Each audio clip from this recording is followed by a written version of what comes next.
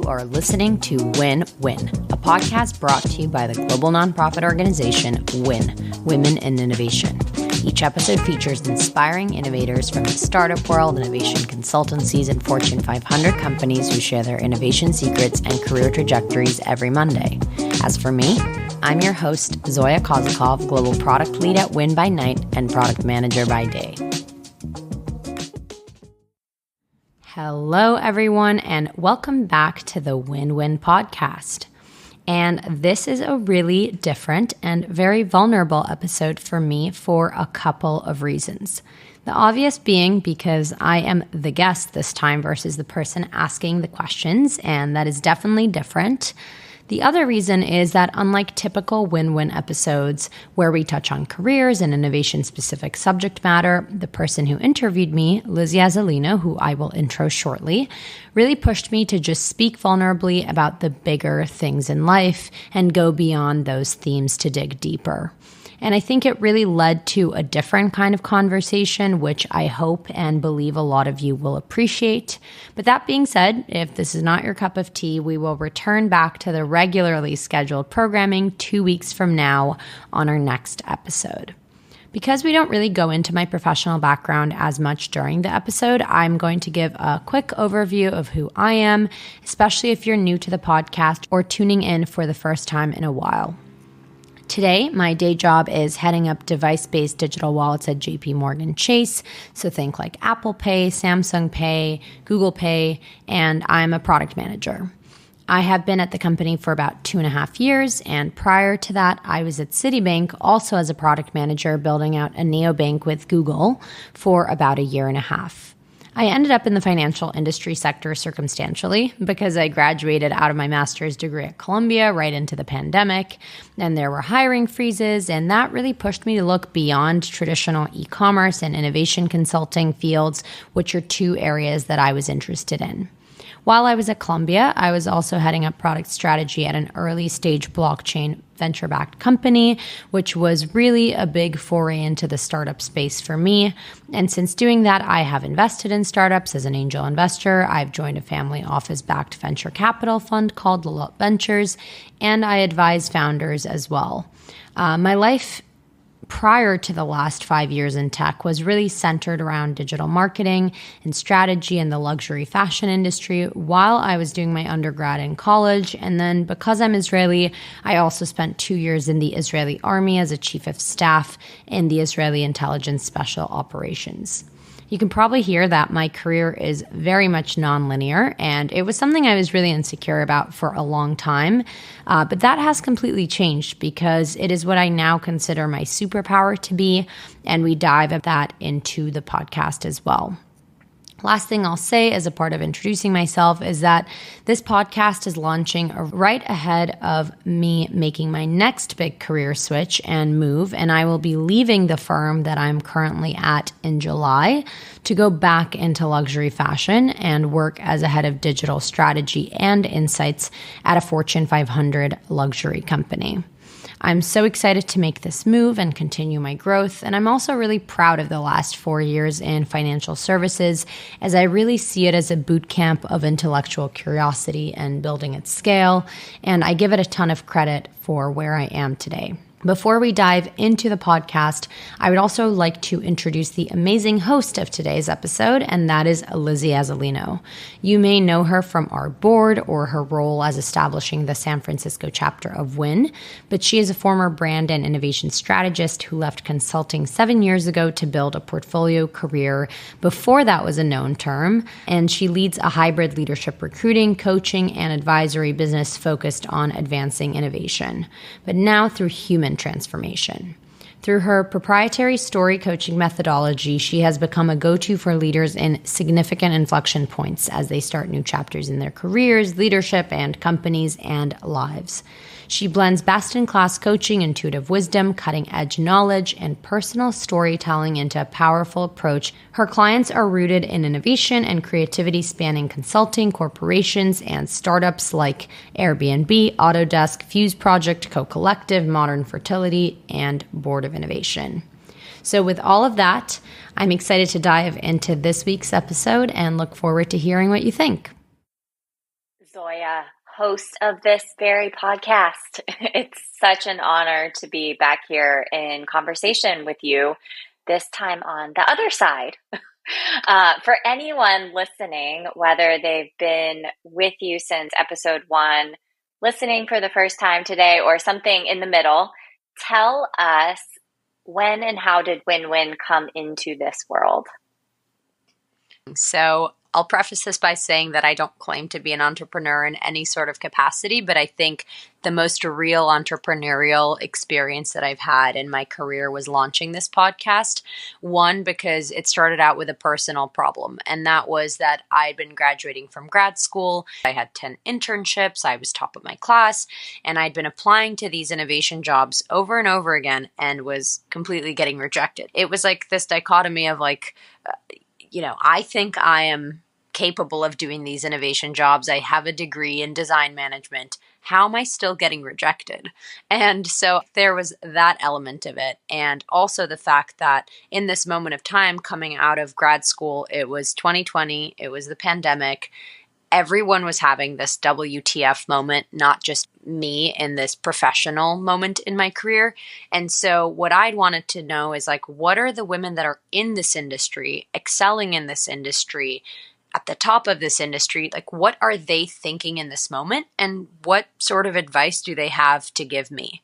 And because it was a very personal problem, but it was something that most women experience trying to break in the innovation industry, I think the podcast has resonated and continues to resonate with a lot of people.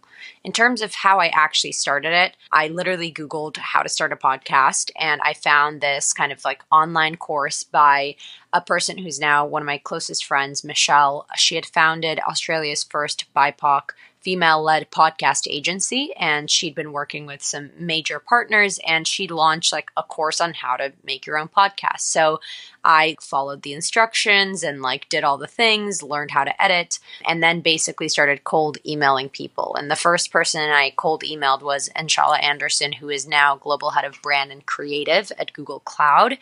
And it was kind of like a shot in the dark, but she was one of the first to respond to me and said, there's such a clear need for this. I'm so in, let's try this. And I think that early validation kept me going and took away the imposter syndrome that came with starting something that I had no experience in.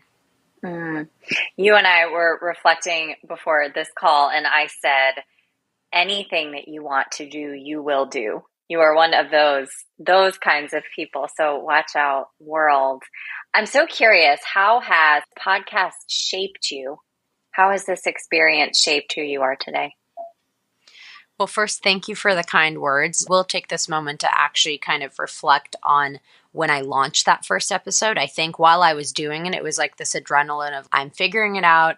I will continue to figure out. I don't claim to be an expert, but I claim to try, which I think is one of the major themes in my life. Any job I've ever done, it's not like I had done it before or had the perfect degree or the perfect experience. And I haven't lied about that or faked it. It's just that I've come in with a growth mindset, and that's how I've approached everything in my life. The difference with starting something of your own from scratch is that you don't really have mentorship at the beginning. You're kind of just figuring it out. And so I remember launching that first episode, on one hand being super proud of it and being hey, I made this thing come together. I had this amazing woman, vouching her name for me. And then listening to that and being shit, honestly, it doesn't sound so great, And it was all my friends were this is amazing. We're so proud of you. But I know my standards and I know what quality content is. And the reality is my first episode was not quality content. So I think the other key thing that I want to call out is again, super appreciate you saying that I will do whatever I want to do or set my mind to. But it's also a reminder that my first couple of episodes were really bad. And what differentiated me in that instance and in probably the rest of my life is I just keep going. I'm okay, so these 10 episodes suck. We are on episode almost 120. And hopefully this one sounds a lot better than number 1, right?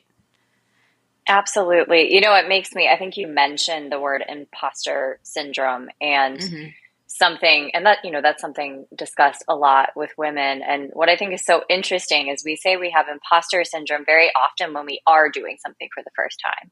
So it's not imposter syndrome. It's just, well, we're doing this for the first time. And for sure. Women who work in innovation, we are very often the people doing the thing for the first time. So that's sort of inherent with the territory. Exactly.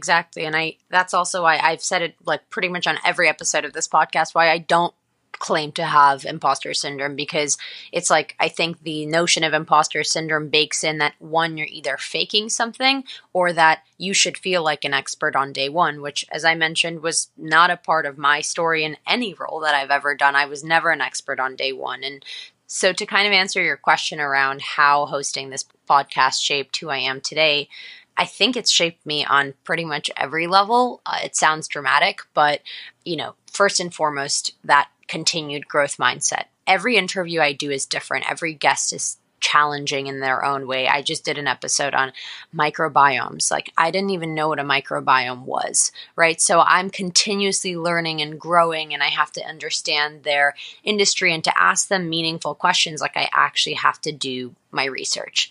I think the other bit that is so critical for me, besides this just being a really creative outlet for me, I edit all the podcasts, I write all the copy, but it's also been the fact that in my day-to-day, I work in corporate America, and whichever industry you're in, a lot of that time, that's a very rigid structure that ultimately wants to put you in a box. And that's not a negative or a positive thing. That is just fundamentally how a large corporation works. And so for me, I don't fit in that mold. And going to the podcast and being a part of the podcast and talking to women gives me the space to do my career on my own terms, or do a part of my career on my own terms.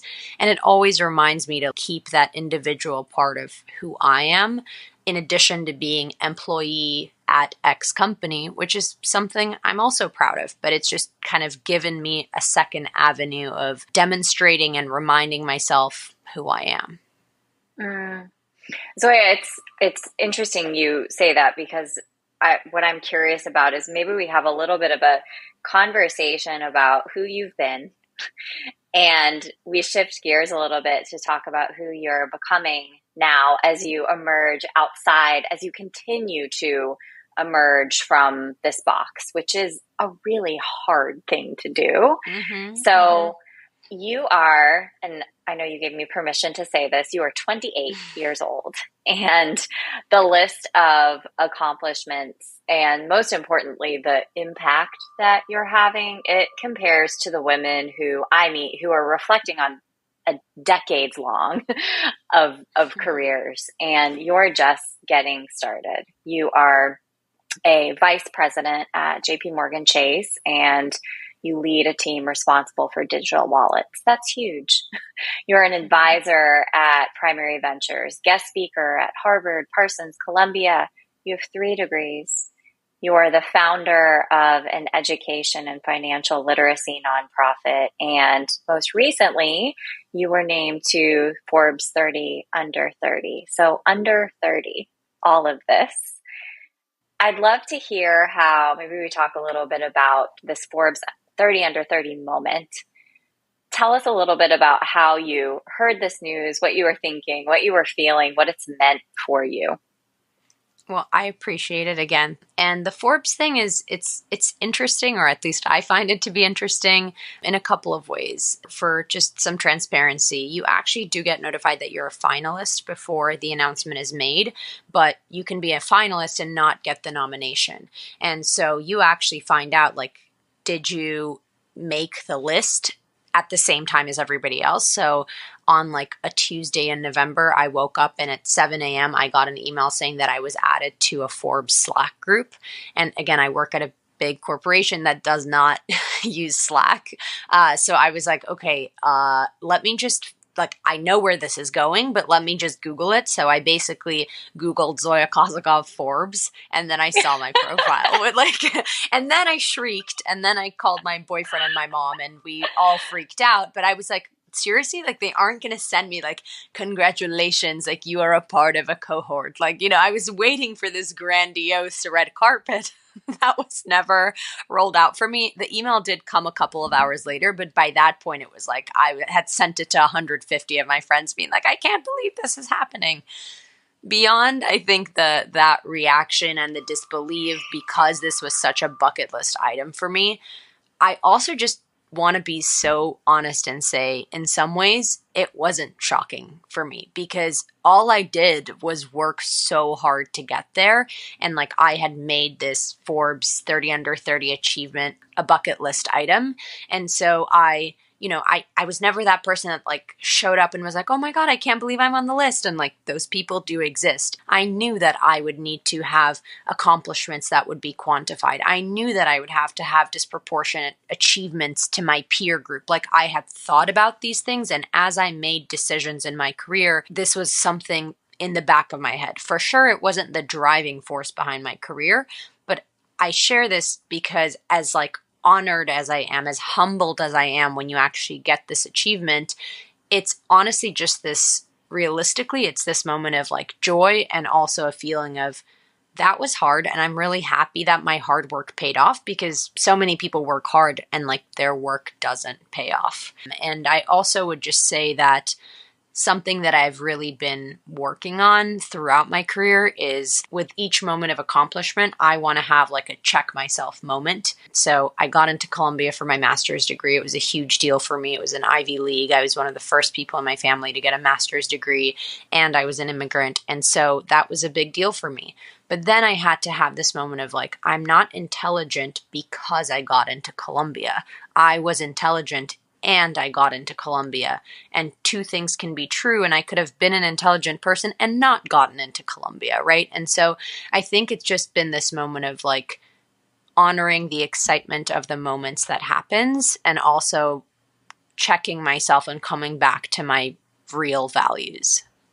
It seems like the relationship that you have with yourself is so developed to be in a place to constantly go inward and check yourself and know who you are, even beyond the external accolades.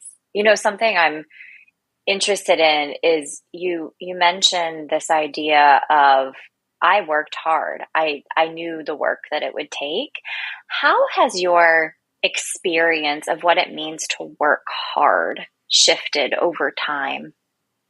It's a really profound question that's very loaded for me for a couple of reasons. I think one has to do with just this notion that for me, coming from an untraditional background, losing my dad at a very early age, coming from a small family where I've often acted as a caretaker emotionally, physically, in a couple of different capacities, hard work meant you work hard, you put in 20 hours a day, and then you reach this success, like this moment in time that is success. And then, you're able to take care of yourself and everyone around you and your life just gets easier. So it was almost like hard work wasn't an option for me. It was like a survival mechanism. At a certain point, I came to realize through a lot of therapy that, if you perceive yourself as a survivor and you place yourself in that kind of box, then you go through life thinking that you have to have 3 jobs because what if the first 2 don't work out? And it's like, yeah, that's a valid concern, but it also means that you're sacrificing your friendships, your health, your whatever it may be to get there. And so at what cost are you a hard worker? At what cost are you a survivor? So I think that's kind of one pillar that I've stepped away from. And I've said, you know what, today I work 1 full-time job, and if I get fired from that job, that would be really hard and challenging, but I'm also not going to work 2 more to account for that, situation happening. So I've kind of allowed myself to take a risk on myself and say, I will figure it out and things will work themselves out the way that they're supposed to. Other piece of that has also just been my relationship with my self-worth and work.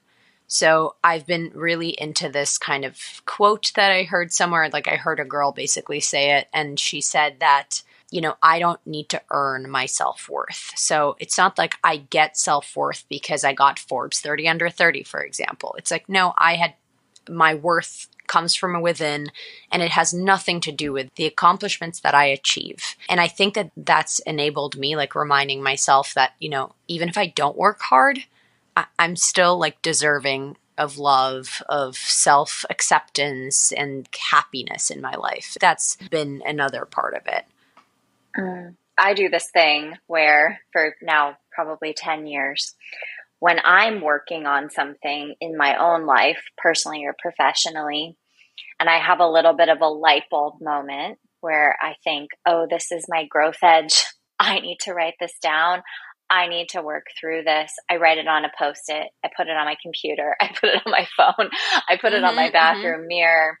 And a question that I wrote for myself about 6 months ago is, what if the things you deserve happen with ease?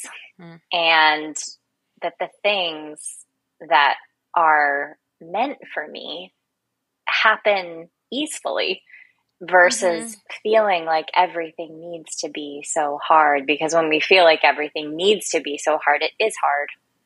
And Lizzie, I'm going to take this moment to call you out because you are my friend, so I'm allowed to do this. I remember when I joined WIN, for those of you who don't know, I'm sure I'll share it in the intro or you already know this. Lizzie has been basically a founding member of Women in Innovation. And so when I joined about 5 years ago, I had heard of Lizzie. It was like she was one of the people that actually made this organization happen. And as I talked more and more to Lizzie, I learned two things. One, that she had this incredibly accomplished career. And two, is that she's like this really woo-woo person, okay? And she would be like, the energy flows. And like I'm at 25, I was like, yeah, Lizzie, okay, tell me how to get a senior level job. Like, tell me how to get paid, And Lizzie was like, it will come, but like you have to think about your mental health. And I was like, who cares about mental health? Like, Lizzie, help me get a job, And I call this out because I am so much more on the spectrum. I am like, no, like, what do you really need, right? And so when you talk about this question and how you think about these things, I'll just say, like, so much of my journey has been inspired by you, but I am now going through a lot of what you taught me years ago. And one of those things is to tap into your energy. And, in terms of relationships with hard work, I would also urge people to think about the imagery that we have when we think about hard work. It's like men on Wall Street in suits, right? Or these women in power suits that are like yelling at someone, right? And without diving too deep into like why the patriarchy is the way it is, I think one of my takeaways is I don't need to channel this like crazy hamster wheel energy to be a hard worker or to do well professionally. I've actually tapped into my emotional energy, my feminine energy. I talk about how I feel. If I'm not up to doing something, I will say, hey, can we reschedule? I need a moment. And again, like me 5 years ago would have been like, these women are crazy. And now I'm like, Lizzie, you are the blueprint. So thank you for that.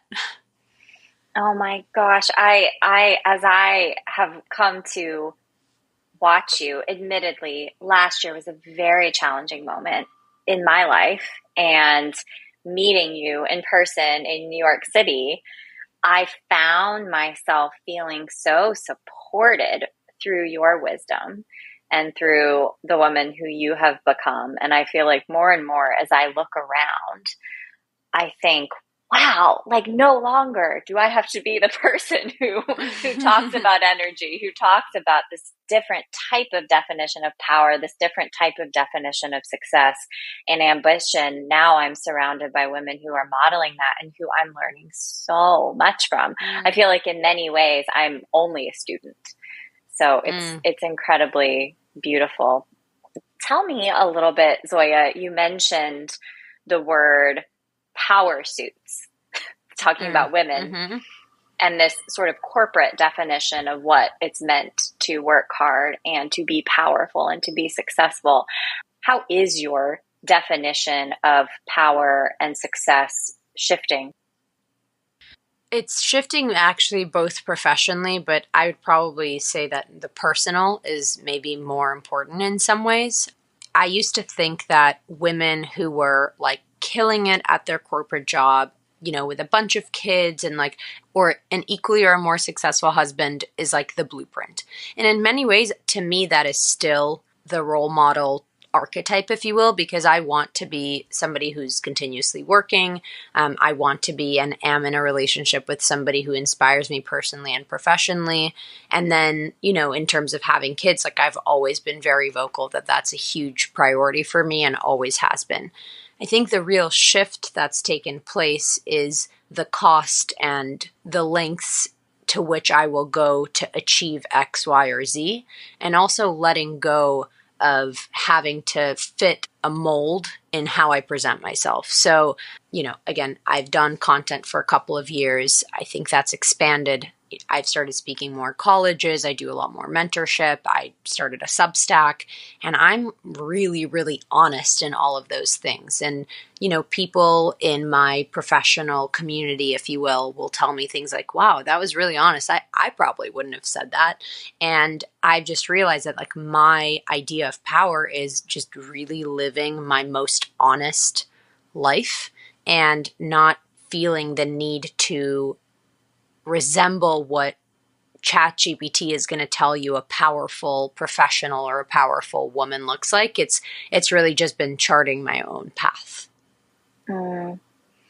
Zoia, this reminds me, you and I, a handful of years ago, worked together with a team to create Win Relay, which was a cohort-based leadership development experience for women working across the innovation industry. And it was director, VP level women who were signing up to learn what does it take to become an innovation executive. And I am sure when they enrolled, they thought they were going to hear from these innovation executives about the path and like capture notes and learn exactly how to become this leader. What are the skills? And I believe the biggest thing that we learned is what it takes to be a highly successful innovation leader is to reach the point where you realize the best way that you can be is yourself and let go of the things that are not you and begin to build upon and allow to emerge and grow the parts of you that feel unique and different, because that is what the world really needs. And it seems like that is the journey that you're on, which is incredibly exciting. I remember going through the program when I heard the words, it was like I heard them, but I didn't really internalize them because the advice of be yourself is not entirely unique, right? But I think what I've learned in actually now living through it and ascending in my career, it was the fact that if I wanted to talk about makeup or fashion, I would feel like I can't do that working in a financial services industry or environment. And actually, I had a one-on-one with a really senior leader at the firm, and it was because I had reached out to her based on something she said about motherhood in a career panel. And then I walked in with my baby pink heels and she commented on them, and I was like, yeah, actually, I'm taking a real gamble here wearing these shoes. And it actually sparked this meaningful conversation about how she was like, no, I love that you are you and you're also crushing it in your role. And it's maybe a very small silly anecdote, but the reality is, instead of hiding, emerging can actually give you the kind of serendipity that allows you to connect with people in a meaningful way and showcase yourself in a way that's going to be so different than any line item on your resume. So I've really lived the lessons of Win Relay, Lizzie. How beautiful. There's a piece of advice this is making me think of that is especially relevant as so many women working in the innovation industry and tech are finding themselves in a moment when they are looking for work. And there is a real temptation, and to be honest, a thing that is ingrained within us that has us think in those moments, how do I tell my story? How do I show up in a way where they will see me as a fit for what they're looking for? And what I would invite everyone to play around with that Zoia is pointing to is take your power back into yourself and instead ask, how can I show up in a way that makes me feel really alive? Who am I now? What excites me? What do I feel called to bring into the world? And don't try to fit into the box. And see what emerges from that place. And I'll go as far as to say that once I had an interview experience where I was meeting with some incredibly senior women, and because of the nature of the company and what I thought I knew about the people who had LinkedIn stalked, I thought that they were looking for a very corporate type leader who was very aware of matrixed organization and stakeholder management. And like I had all my little terms and my experiences, and I just went through it and I was like, wow, I'm so eloquent telling this story. And at the end of that interview, she looked at me and she said, no, all of this is great, but like, what's your vision? And I just realized like I'd actually bombed this interview because if I have one thing, it's a vision. I'm just going to put out there and say it. But I had focused so much on pleasing them that the one thing I knew I could have nailed, and that makes me me, was the one thing I hid about myself. Thankfully, it all worked out, but it just such a big lesson that, you'd rather not get the job because you had a vision and it scared them than, not get the job because you dumbed yourself down or fit yourself in a mold and like that did a disservice to you anyway. Vision, that is what the world needs right now, is vision. And we need to have that vision for ourselves first and foremost. And so you certainly have that. Zoia, you mentioned you share things and have shared things recently where people are like, I don't know if I would have shared that. You have a Substack called Product Box. And recently you wrote a really beautiful post. It was titled Just Grief and Loss in This Box, writing about your journey with grief and the recent loss of your grandmother. It was a beautiful post, and I'd like to read part of it. We each board a train when we embark on the adventure that is our life. We vaguely choose the destination, but as the stops along the way unfold, the course of where we are going can also take a rapid turn. While I do wish my journey didn't include this ongoing dance with death, I know that directionally, I am en route to the right place. I have proudly gotten off the train when it didn't serve me. I also got back on when I changed my mind or gathered a new perspective. I'm sharing this because whether it's the loss of a loved one or some other external circumstance, job loss, something else, so many women right now are going through really profound change. What have you been learning about going through change? What chapter are you closing, and which one are you stepping into? A couple of things. One is embracing the idea that I'm allowed to change my mind. Again, maybe sounds like a very fundamental skill set we should have, but so often, I'll use the professional example because it's probably the easiest. It's like we say, okay, I'm going to be in this industry, or I'm going to do this college degree, and I am now, and I'll use in my example, a financial services person. It's like I've been in this industry now for 4 years. I've succeeded in it in certain capacities. So that means I'm a financial services person forever. That's kind of how I would have lived my life probably a couple of years ago. That's because in some ways I was comfortable with following a path that people expected of me, and that was conventionally successful. Today, I continuously ask myself, as I kind of called out in the Substack, it's like, do I want to be on this path? And what that leads to for me is allowing myself to say, great, if I want to change direction, there's no guilt for me. There's no fear. There's no self-deprecation. It's a risk that you take. It's a change that you make. And I'm allowed to change my mind in my career, in my personal life, and all of the things. And I think that that's been incredibly empowering. And that's, I think, what I'm probably most committed to now. In terms of change, something, again, I used to say in therapy a lot was, oh, I'm in transition time. And it was kind of this like coping mechanism that I used to give myself the benefit of, which was, okay, things are really, really hard for me right now, but it's spring 2024, and by summer 2024, XYZ is going to happen, and by fall 2024, ABC is going to happen, and therefore I'm allowed to be sad, I'm allowed to be disheveled because it's just a moment of transition. It was a way of coping with things because you're allowed to experience things and give yourself grace. That's entirely what I encourage people to do. At the same time, when you then look at it, there's always going to be a next change, a next good thing, a next bad thing. And so you may just give yourself the permission to continuously be in transition time, which is actually going to put you in this neither here nor there place. Instead, I've said to myself, I'm for sure excited to look forward to better times if I'm going through a hard time.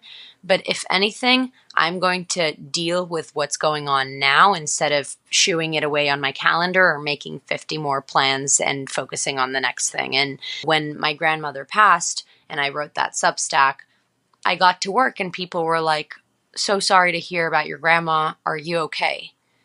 And my previous response would have been like, "Thank you so much. Yeah, it's just going to take some time and I'll be fine." And my response was, "No, I'm not okay. I'm going through this loss and that's where I'm at."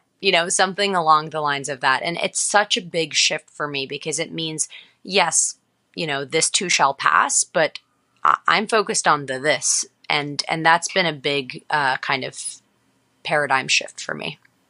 Zoia, that is such incredible leadership to share something like that at work, the unexpected answer, because that, whether we realize it or not, when we are honest and open about our experience, it wakes other people up to their own experience and connects them more deeply to themselves. And then inherently, we're all more connected. And so that's incredibly beautiful. So you typically end this podcast with a particular question. Where do you see yourself 1 month from now, 1 year from now, and 10 years from now? And it seems like we've been talking about that all along in this conversation. So I would like to ask you something different but related. Zoom forward 10 years. You'll be 38, which just so happens to be my age. What advice would the 38-year-old Zoia give to you yourself right now as you approach this next decade of your life? One would be about not fixating on age so much, ironically, or time. When you reach certain milestones, or let's say, turning 30 is a big one for me. All these people are like, "Oh, when you turn 30, by 30, again, Forbes 30 under 30, right?" There's such a fixation on these milestones and what an age and a number means. While I've done a lot of work on letting go some of these expectations I have of myself, I'm still fixated on, sometimes it's validation of "Oh, if I do this by this age, isn't that so impressive?" And I hope that my 38-year-old self would tell me, let it go and let it go ASAP. The other piece of advice I would say that matters would also to just go easier on me and the people in my life. Everything I do with intensity, right? So I talk here about letting go of things. And it's even letting go of things is an intense process for me. It's purging, it's throwing stuff in the air, And so I would just hope that I continuously remember to kind of take it easy and to be in the flow of things. The hard stuff, the easy stuff, you still have to go through it in order to grow through it. But isn't it better to do it in a way that's maybe has some more levity to it? I am sure hoping so. And so I think those are the two big ones for me. Well, very fitting that is your 38-year-old talking to yourself, because at 38 years old, my Post-it recently said, "It is safe and powerful to soften." And so much of what you're speaking to is around a softening and a being here. And there's so much that we notice from a softer place. And so I look forward to this continued journey with you, Zoia. It's such an honor to know you, and I look forward to many more win-win podcast conversations to come. Well, thank you so much, Lizzie. I do really appreciate it. And to that point, I'll say that I hope that in 10 years we're still doing this together. So thank you. Thank you. Thanks for listening to Win-Win, brought to you by WIN, Women in Innovation, and myself, Zoia Kozakov. If you enjoy this podcast, subscribe wherever you get your podcasts and visit womeninnovation.co to learn more about our organization, programming, and other opportunities. And remember, when women innovate, we all win.